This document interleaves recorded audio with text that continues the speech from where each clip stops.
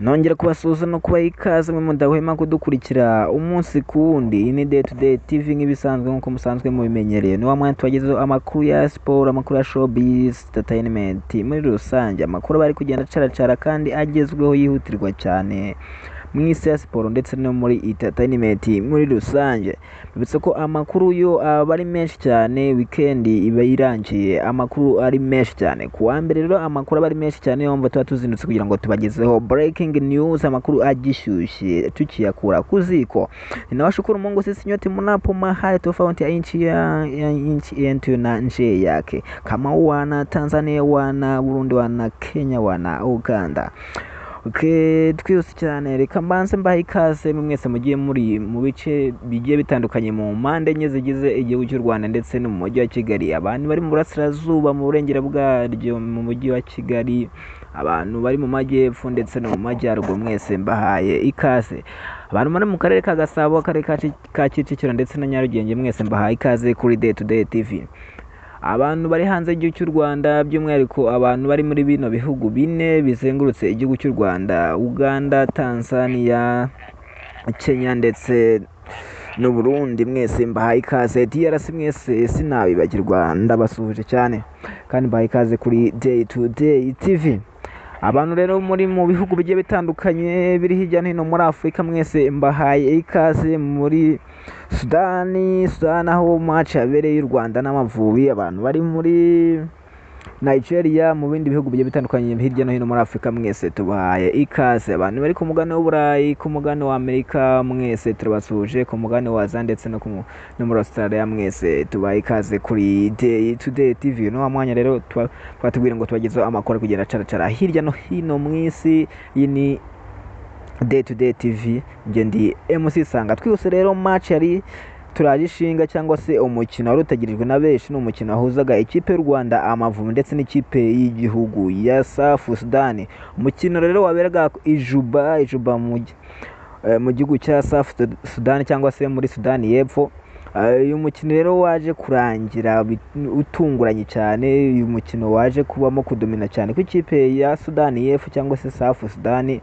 Ikipe ya South Sudan yagerageje rwose iratunyabika ibitego 3 byose kuri 2. Twese cyane, reka mbanze amabwire 11 bari babanjemo ku ruhande rw'ikipe y'u Rwanda Amavubi, dore ko ari byo mwari mutegereje muri benshi cyane.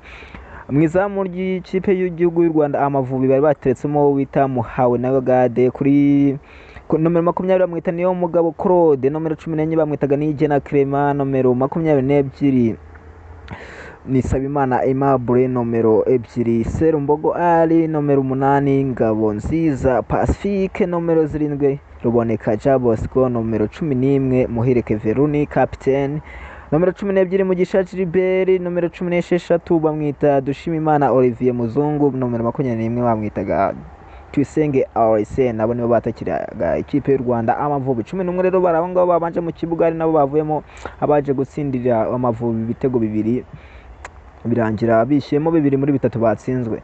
Abatsindiye ikipe y'igihugu y'u Rwanda Amavubi, ikipe y'igihugu y'u Rwanda Amavubi, dore ko igice cya mbere cyarangiye bamaze gukubitwa ibitego 2 byose ku busa. Baza kugaruka mu gice cya kabiri, aribwo Muhireke Veruni bacengaga abakinnyi benshi cyane, bacengaga abakinnyi bamaze bamuha pasi yihuse cyane ku munota 49. Muhireke Veruni ahita aterekamo igitego cya mbere cy'ikipe y'u Rwanda Amavubi. Amavubi rero babonye kimwe cyihuse cyane bidatinze, bita Mugisha Didier Junior. Mugisha Didier Junior ukina mu ikipe ya Professor waje no kujyamo asimbuye ku munota 36 aza guterekamo igitego cya kabiri. Amavubi ababonye 2 byose kuri 3, ari nako South Sudan nayo cyangwa se Sudan y'Epfo ko yabonye ibitego ku munota wa 13 witwa Aimable Sayimana w'ikipe y'u Rwanda Amavubi yaje kwitsinda igitego kibaye kimwe cya South Sudan. Wita Marishi ku munota 21 ahita atereka mu igitego cya kabiri ku munota 21 byihuse cyane rwose, ahise agiterekamo 2 byabo. Ku munota wa 53 u Rwanda rwamaze guterekamo igitego cyabo cya mbere, nibwo Esbon yaje guterekamo igitego cyabo cya gatatu, maze babaturushije umukino gutyo. Ariko uko byagaragaraga rwose uko Amavubi yitwaye nuko bagaragaje imbaraga zabo muri uyu mukino, bigaragara ko u Rwanda i Kigali bashobora kuzagaragaza ibyishimo, bashobora kuzatanga ibyishimo, maze tugasezera South Sudan, maze tugahita twerekera mu gikombe cya CHAN twihuse cyane. dushobora kongera kwerekera muri cani bwa gatatu. Tumaze kujyamo inshuro ebyiri zonyine. Inshuro ya mbere twagiyemo cyabereye igikombe cya cani cyabereye hano mu Rwanda muri 2016 murabyibuka neza cyane. 2022 munyibutse neza cyabereye muri Cameroon, nabwo tugongera dusubirayo. Hose twagiye tugarukira kimwe cya kane. Turi kwibaza rero twasubirayo bimeze bite. Iki gikombe kizabera muri Maroc kabisa, niho kizabera igikombe cya cani. Twifuriza u Rwanda amahirwe masa, bashyiremo akabaraga nyamuneka tuzajye turebe ko twagiye. Mbibutsa ko uyu mukino wo kwishyura tuzawubagezaho kuri Day to Day TV live. Uyu mukino tuzaba duhari kuri Stade Amahoro aho umukino uzabera. Abanyarwanda muzaza muri benshi mushyigikire ikipe y'u Rwanda Amavubi. Abakinnyi ni morale ni yose, gusa icyo nabwira abantu, Amavubi yagerageje, Amavubi ntako hatagize, Amavubi bagerageje rwose bishyiramo ibitego bibiri.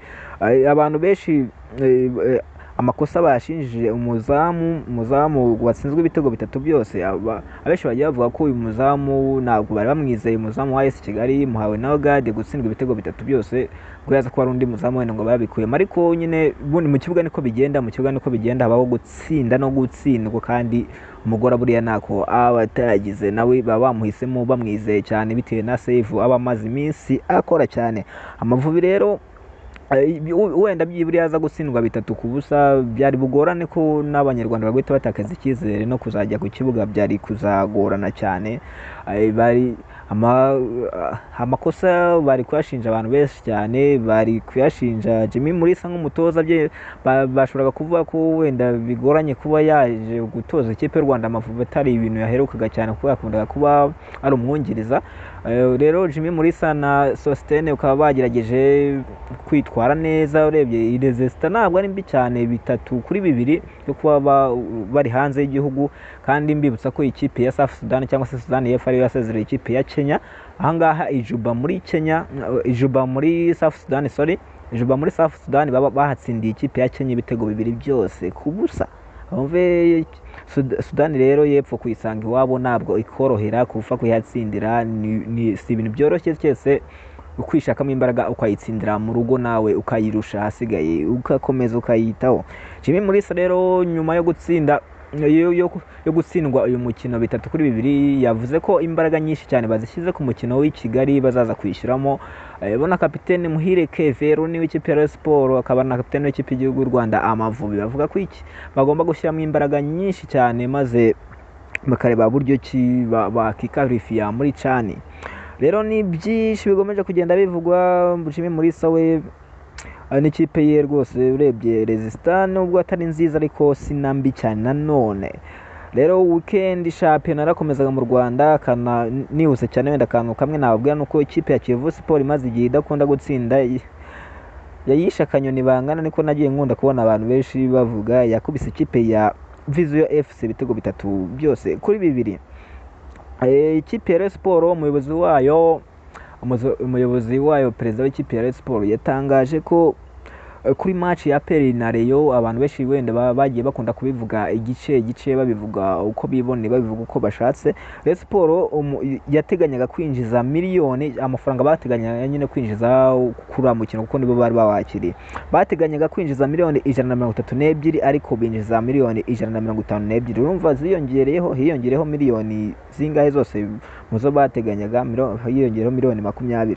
132 binjiza 152. Urumva byariyongereye, zariyongereye ziba nyinshi, nubwo zimwe nyine baba yagaragaje uburyo kizagiye zigenda zitangwa. Ibingibi bakaba babiganiye ku kinyamakuru Day to Day TV ndetse n'Inyarwanda TV, niho amakuru yarari gucaracara agenda anyura. Rero ni byinshi cyane. Mbibutsa ko kandi shampiyona mu Rwanda Aperi na Rayon wenda murazikumbuye cyane, muri kwibaza ngo zizagaruka ryari. Rayon Sport izagaruka ku itariki 4 icakirana n'ikipe ya Police Football Club, yazaba ari kuwa gatandatu. Match izaba n'umugoroba ku isaha 12. Ayi match rero ya Police Football Club n'ikipe ya Sport muyitege, niyo match izakurikiraho muri shampiyona. Nabwo shampiyona izagaruka Rayon Sport ikina. PRFC izagaruka ku itariki 8 izacakira n'ikipe ya Marine FC hariya kuri Stade Umuganda i Rubavu. twihuse cyane rero mu Rwanda amakuru aba ari menshi ariko vuga, ariko reka tunyarukire muri Premier League cyangwa se muri English Premier League. English Premier League amakuru ni menshi cyane ari gucaracara ari kuvugwa. English Premier League rero yarakomeje muri weekend. Ikipe twihuse cyane, reka turebe ikipe yakoze bitangaza cyangwa se match yabonetsemo bitego byinshi cyane, match yasize amateka menshi cyane. Ikipe yitwa Tottenham Hotspur rwose yarakubiswe cyane bigaragara. Ikipe yitwa Liverpool rero yakosoye ikipe ya Tottenham Hotspur ibitego bitandatu byose kuri bitatu. Mohamed Salah ahita yandika amateka. Mohamed Salah niwe mukinnyi umaze gutsinda ibitego 15 mbere ya Noheli, ni nawe top scorer mu gihugu cy'Ubwongereza, amaze gutsinda ibitego 15, atanga assist zigera kuri 11 zose. Rero mbere yuko uyu mwaka urangira cyangwa se mbere yuko bajya muri retour, niwe muntu umaze gutsinda ibitego byinshi muri Premier League. Chelsea yanganyije n'ikipe ya Everton 2-0. Ikipe ya Manchester United yakubiswe n'ikipe ya Bournemouth 3-0. Ikipe ya Arsenal itsinda yihanangirije ikipe ya Crystal Palace 5-1. Ikipe ya Aston Villa itsinda ikipe ya Manchester City ibitego 2-1. Ikipe ya West Ham inganya n'ikipe ya Brighton 1-1. Ikipe ya Ipswich itsindwa n'ikipe ya Newcastle 4-0. Ikipe ya Brentford itsindwa n'ikipe ya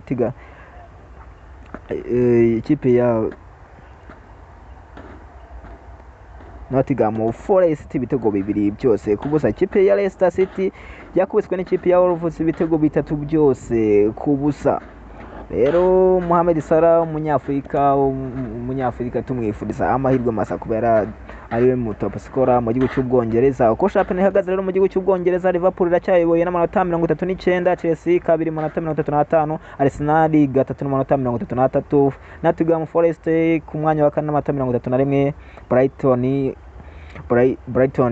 Bournemouth ku mwanya wa 5 n'amanota 28, Aston Villa ku mwanya wa 7 n'amanota 28 nayo.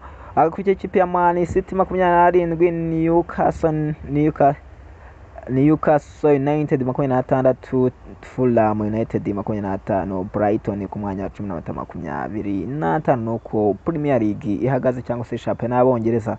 Twese cyane reka duhite tujya muri La Liga Santander, ni mu gihugu cya Espagne kwa Real Madrid ndetse no kwa Barcelona. Match rero zarakomeje muri weekend match zari nyinshi cyane, match zari umuriro. Ikipe ya Real Madrid match yategerejwe n'abatari bake cyane. Real Madrid yihanangirije ikipe ya Sevilla itsinda ibitego byose 4-2 yihanangirije. Ikipe ya FC Barcelona nayo isuzugurwa n'ikipe ya Atletico Madrid itsinda 2-1. Ibingibi abenshi bagiye bavuga ko byicuritse, ubundi FC Barcelona yagomba kuba yatsinda 2-1, ariko nyine Atletico irabakosora kuri uyu munsi wa none irabakosora bakubita 2-1.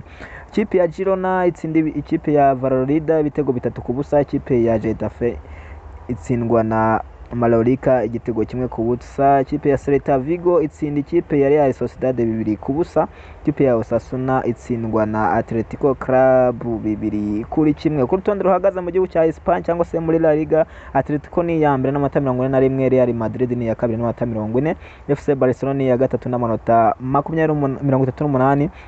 Ikipe ya Atletico Club ni ya kane n'amanota 36. Ikipe ya gatanu ni ikipe ya Mallorca n'amanota 30. Ni ku rutonde ruhagaze mu gihugu cya Espagne. Twese cyane muri Serie A ntabwo ari byinshi biri kuvugwaho, ntabwo ari byinshi twabashije kurondora ko iminota iba yatujyanye. Ikipe ya Verona yakubiswe n'ikipe ya AS Milan igitego 1-0. Bundesliga imikino yarabaye myinshi cyane igiye itandukanye. Ikipe ya Bayern Munich yakubise ikipe ya Leipzig ibitego 5-1. Ikipe ya Atalanta itsinda ikipe ya Cesena ibitego 6 byose kuri 1.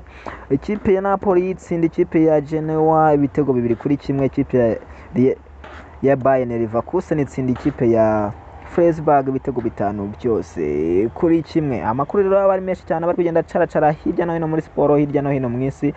Ni ngarutse nyuma gato ya kuri match ya Tottenham ndetse n'ikipe ya Liverpool. Tottenham yakubiswe ibitego 6-3.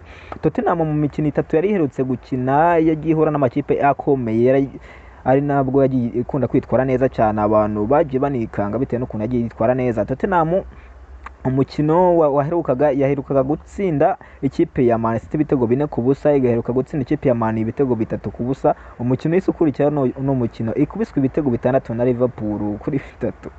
Tottenham Hotspur rwose nicyo dukundira champion y'Abongereza cyangwa se English Premier League. English Premier League ibiryoshye ibimeze neza cyane. Mu Rwanda rero Rayon Sport iracyayoboye, APR kabiri, n'izindi kipe zose nka za Gorilla zigakurikiraho na Police Football Club. Rero amakuru ni menshi cyane abagenda cara hirya no hino muri sport, amakuru ni menshi, amatransfer ni menshi cyane aracyavugwa, ntabwo turabona gihamya, ntabwo twahita twihutira kubabwira amatransfer kandi byinshi bikiganirwaho bakiganira n'abakinnyi hirya no hino. Ibya bamwe mu bakinnyi twagiye tubabwira ukuntu meze Ochira, twarababwiye